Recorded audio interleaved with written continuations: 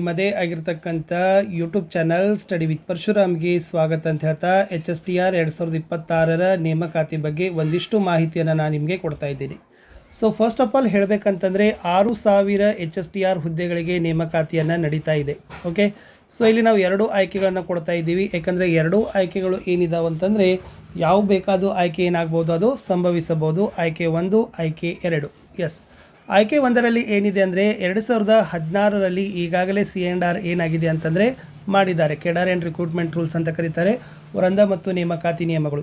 ಈ 2016ರ ವೃಂದ ಮತ್ತು ನೇಮಕಾತಿಗಳ ಪ್ರಕಾರ 6,000 ಹುದ್ದೆಗಳನ್ನು ಏನಾದರೂ ಗೌರ್ಮೆಂಟ್ ಒಪ್ಪಿದರೆ ಸೊ ಮೇ ಅಥವಾ ಜೂನಲ್ಲಿ ಏನಾಗ್ಬೋದು ಅಂತಂದರೆ ನಾವು ನೋಟಿಫಿಕೇಷನನ್ನು ನಿರೀಕ್ಷಣೆಯನ್ನು ಮಾಡ್ಬೋದು. ಮೇ ಜೂನ್ದಲ್ಲಿ ನೋಟಿಫಿಕೇಷನ್ ಮಾಡ್ತಕ್ಕಂಥ ಸಾಧ್ಯತೆ ತುಂಬಾ ಇದ್ದಾವೆ. ಬಟ್ ಇದಕ್ಕೆ ಬಹಳಷ್ಟು ರೀತಿಯಾಗಿರ್ತಕ್ಕಂಥ ಈ ಆಯ್ಕೆ ಆಗದೇ ಇರತಕ್ಕಂಥ ಸಾಧ್ಯತೆ ತುಂಬಾ ಕಡಿಮೆ ಇದೆ.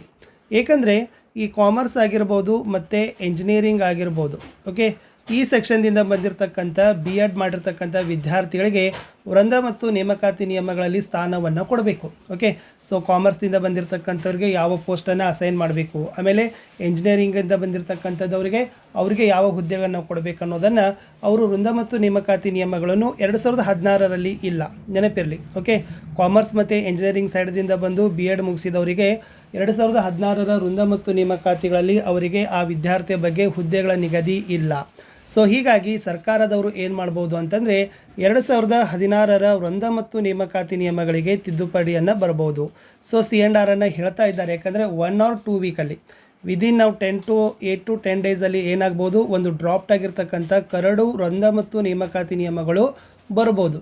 ಈ ವೃಂದ ಮತ್ತು ನೇಮಕಾತಿ ನಿಯಮಗಳು ಬಂದು ಏನಾದರೂ ಅದನ್ನು ಡ್ರಾಫ್ಟ್ ಆಗಿ ಬಿಡ್ತಾರೆ. ಕರಡು ಬಿಟ್ಟಿದ್ದ ನಂತರ 15 ಡೇಸನ್ನು ಏನು ಮಾಡ್ತಾರೆ, ಅಬ್ಜೆಕ್ಷನ್ಗಳನ್ನು ಕೇಳ್ತಾರೆ. ಸೊ 7 to 15 ಡೇಸ್ ಆಮೇಲೆ ಅದನ್ನು ಏನು ಮಾಡ್ತಾರಪ್ಪ ಅಂದರೆ ಫೈನಲ್ ಮಾಡ್ತಾರೆ. ಆವಾಗ ಏನಾಗ್ತದೆ ಅಂದರೆ ನೇಮಕಾತಿ ಪ್ರಕ್ರಿಯೆ ನಡಲಿಕ್ಕೆ ಈ C&R ರೆಡಿ ಆಗ್ತದೆ. ಓಕೆ, ಫೈನಲ್ C&R ಬರ್ತದೆ.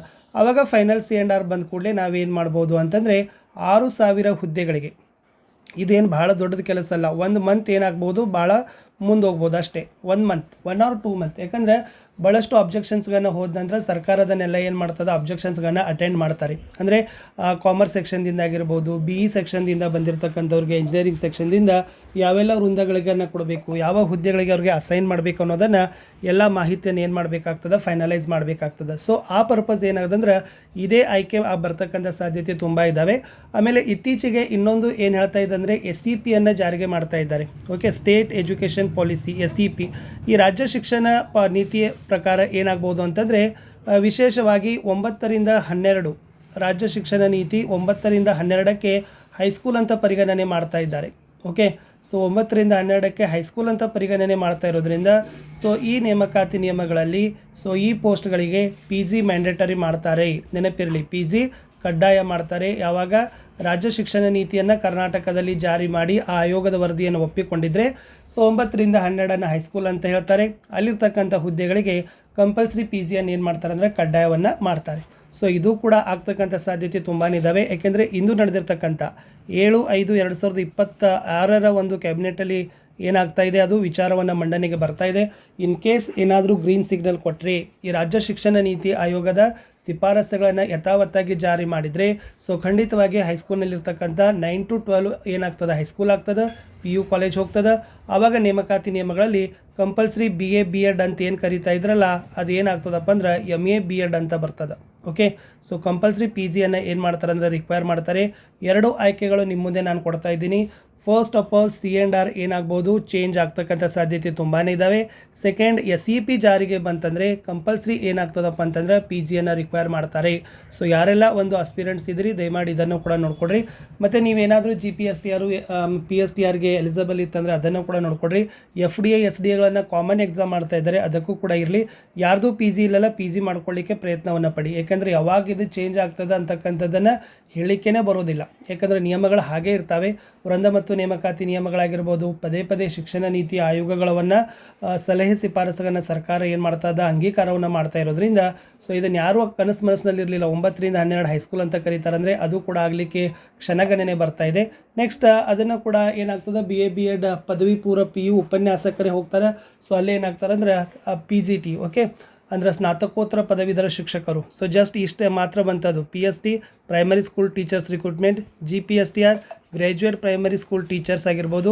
ಆಮೇಲೆ PGT ಅಂತ ಕರೀತಾರೆ, ಪೋಸ್ಟ್ ಗ್ರ್ಯಾಜುಯೇಟ್ ಟೀಚರ್ಸ್ ಅಂತ ಕರೀತಾರೆ, ಸ್ನಾತಕೋತ್ತರ ಪದವೀಧರ ಶಿಕ್ಷಕರು.